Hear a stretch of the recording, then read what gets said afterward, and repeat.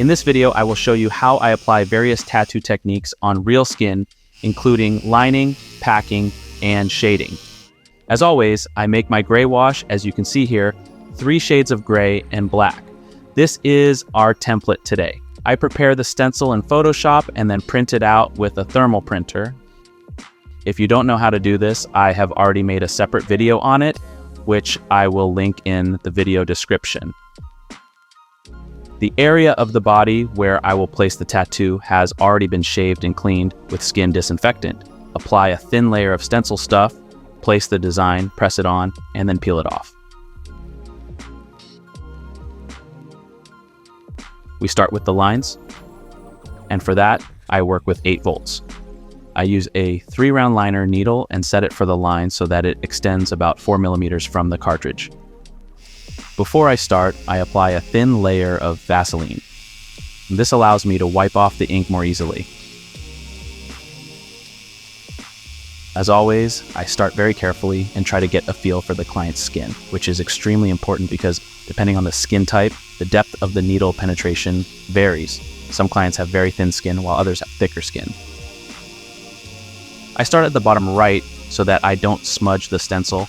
In my opinion, it is especially important for beginners to always have a clear template to follow. There is a specific reason why I use such a thin needle, namely that with this needle, I can capture all the fine details like here on the leg. The more details we integrate into the tattoo, the better the result will be in the end. This is a general rule I have tried to follow for years. The 3-round liner needle is an extremely thin needle and therefore very aggressive to the skin, and you feel very little resistance while tattooing. That's why I try to touch the skin only very lightly, and I can tell you from experience that the ink will hold.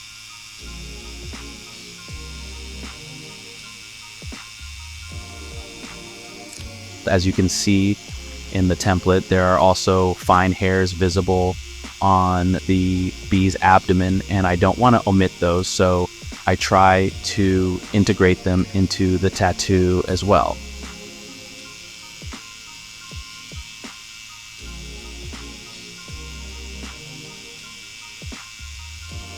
If you look closely, you can see that the outermost line of the bee is also black, which is why I use black ink for this step. So the outer line of the abdomen is done. Now let's move on to the black rings in the middle. I cautiously approach it again and tattoo the first ring as if I were sketching something with a pencil.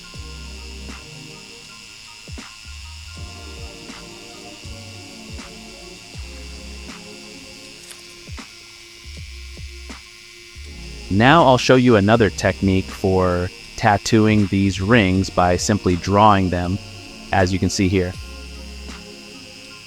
But this requires more practice. I want to present you with different variants, and you can then decide what suits you best or how you feel most comfortable.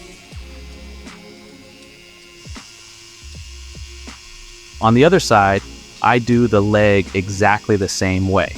I try again to integrate every detail and take all the time in the world to work neatly, because you should take your time since this is a piece of art that will remain on the skin forever.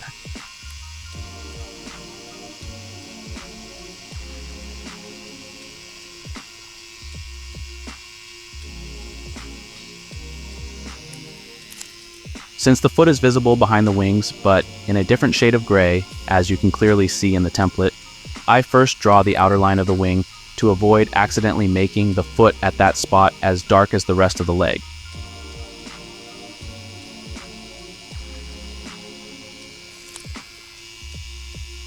I also outline the other 2 legs with a thin line and finish the lower part right away because it is so thin and no needle would be better suited for the fine details. I know that a template with so many details can be extremely overwhelming, so I try to convey how I do the individual steps and categorize them to proceed as structured as possible. If you look at the fine hairs in the template, you will see that the individual hairs point in different directions. For this reason, I try not to make all the hairs simply uniform and straight, but to tattoo these details one-to-one as in the template.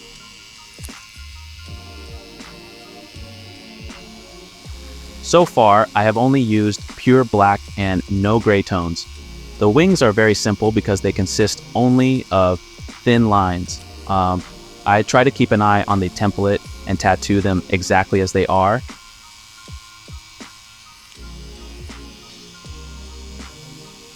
It is incredible how beautiful motifs nature provides us with, and I particularly love the pattern in the wings. It is simply fun to tattoo such a motif, and if you also want to tattoo it, I will copy the template into the video description so that you can follow me step by step on fake skin.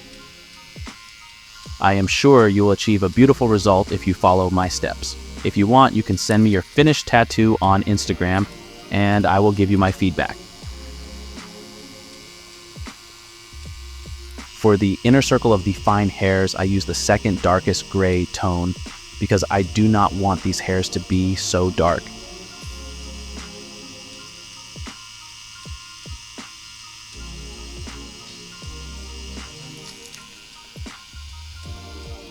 The upper legs are tattooed with the same technique as the lower legs and move directly to a very important part, the head. I put a lot of effort into all body parts, but I put extra effort into the head because it is the first thing you look at when you see the motif. For the eye, I try not to reproduce a hair structure, but to make a clear, sharp line, as one of the most common beginner mistakes I've seen so far is that the outer contours are not sharply defined. The highlight in the eye is extremely important, so I outline it to ensure it is exactly where it should be, as per the template.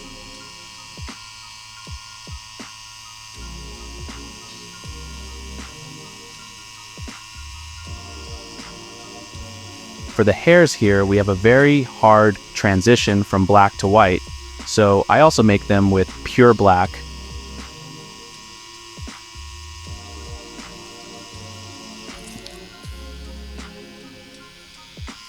The antennae of the bee look black, but look very closely at the template at the top left, and you will see that there are also fine details in them that we do not want to miss. Such fine details are incredibly fun for me, and such nuances can only be noticed if you do not stress yourself out. So, the lines are done. Let's move on to the next step. Now I am using a 7-round liner needle and letting the needle protrude about 4 millimeters from the cartridge. Using the packing technique, I fill in the black areas with small circular motions.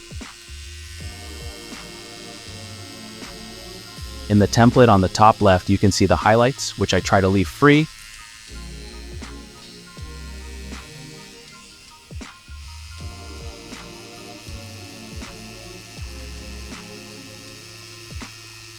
This is the perfect example of adapting the needle to the design.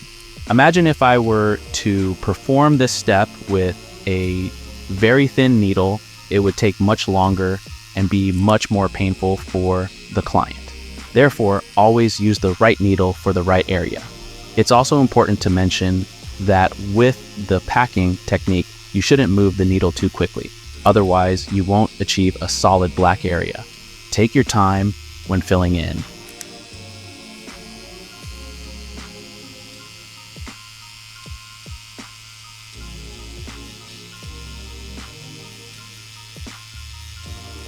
I only work on this leg up to the wing because the leg behind the wing will get a different tinted gray tone, which is also important to consider.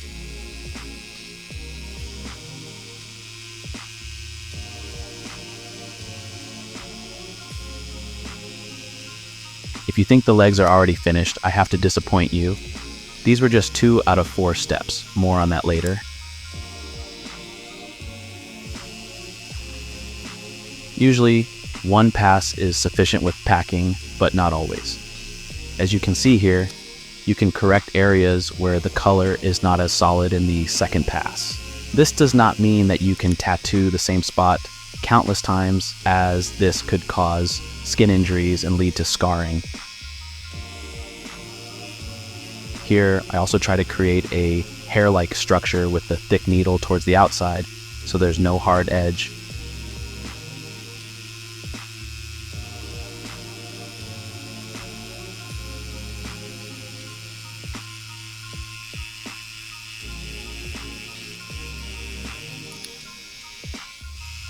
The rest is filled in with small circular motions.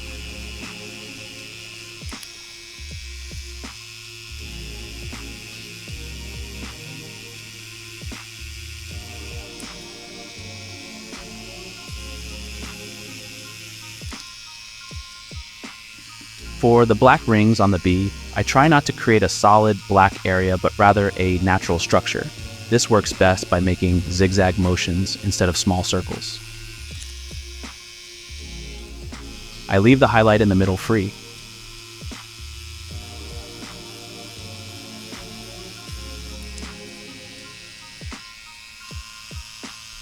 This area will be shaded later with a larger Magnum needle, so I'm already preparing the area by working away from the edge, making it easier to use the large needle later. Now, I take a 3-round liner needle again and show you the difference between a tattoo and a detailed tattoo. I could just leave the highlights as they are, but because I always try to get the maximum out of it, I now use the dot work technique. With small dots, I round off the hard highlights, making the design look much more realistic. This is a little secret tip of mine. You can see directly how everything looks seamless. If you compare the legs on the right with the legs on the left, you can see the small but fine difference.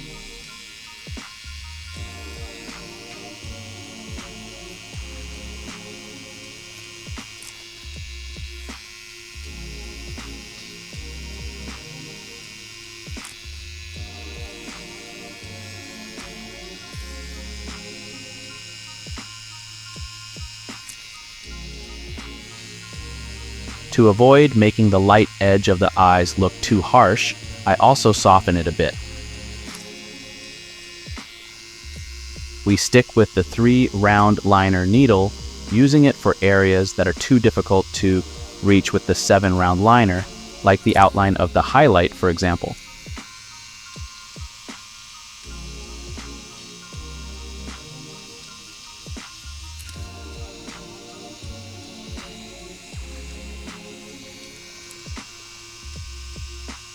Now, I shade the part of the leg that is behind the wing with a medium gray tone. As mentioned, this part must be lighter than the rest.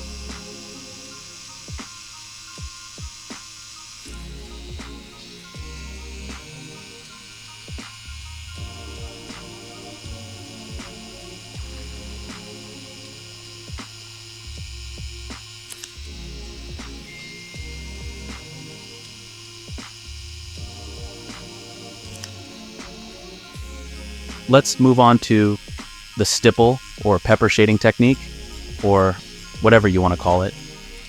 I've reduced the voltage to 6 volts because with the lower voltage and fast hand movement, I can create individual dots. If the voltage is too high, it would result in a line. You could use individual dots for shading here as well, but if you're smart and want to progress faster, it's better to use this technique. I have to say, I really like this effect. Due to the quick movement, the skin looks a bit irritated, but you'll see at the end that everything will calm down again. I'm using pure black because if you use a too light gray tone and have to repeat this technique often, it won't be individual dots anymore, but a continuous shading, which we don't want.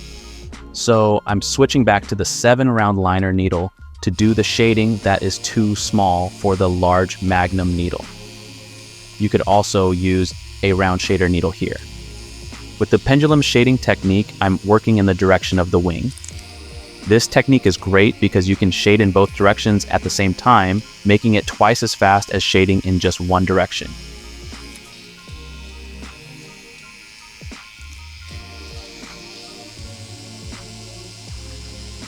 I'm shading the outer parts of the wings a bit darker so that it looks like the template. For this, I'm using the second darkest gray tone.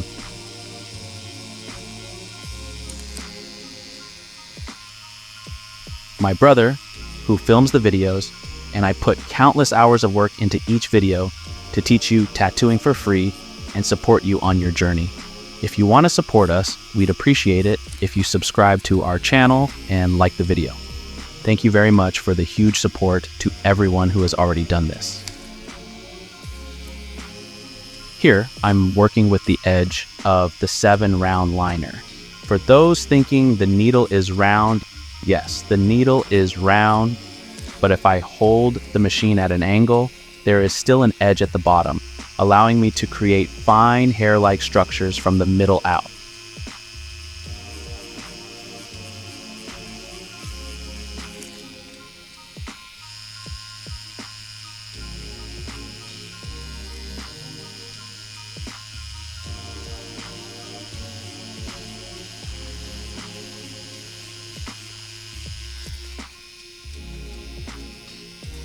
This is a 9 Magnum soft edge needle. When I pull this needle slowly, fine lines are produced. We use this technique to create a desired cross-hatching effect.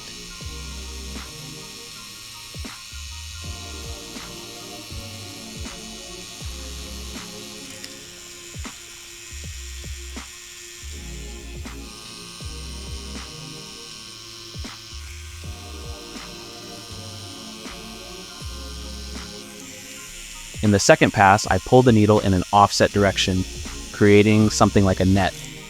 This results in perfectly opposing lines with a very cool look in my opinion. To make these lines stand out well, I also tattooed them in pure black.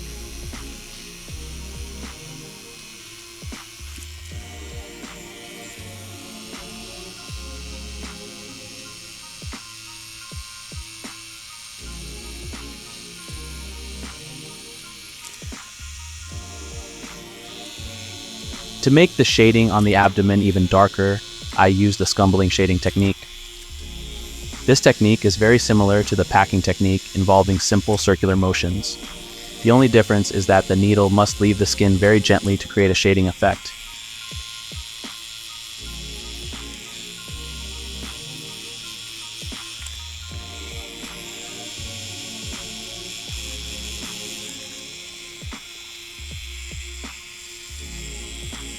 There are different ways to tattoo this motif, but I will show you on this channel how I do it. Other tattoo artists also have different approaches, so stay open to alternatives.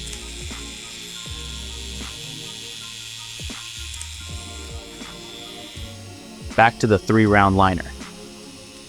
Let's bring the design to life. For me, it's the best part, and for the client, it's the painful part. Before I tattoo the white highlights, I always let the design rest for at least 10 minutes so the swelling can go down a bit.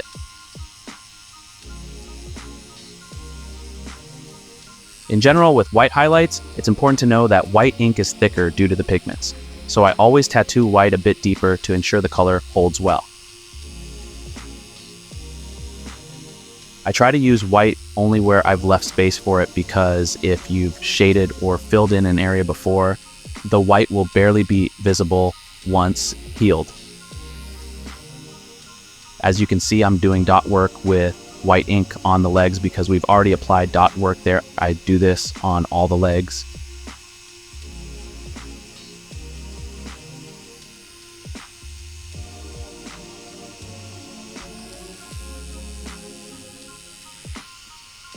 For the rings, I place the highlights in the same direction I worked before to create a natural look.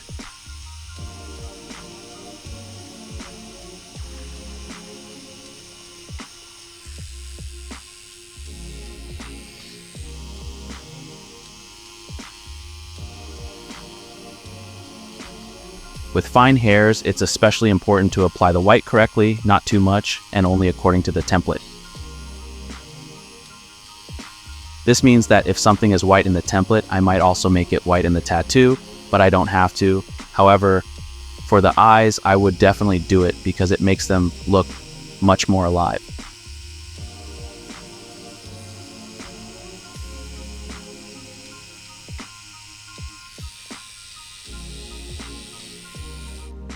This is the final tattoo. Subscribe to my channel, and if you want to see more videos from me, feel free to check out this video here.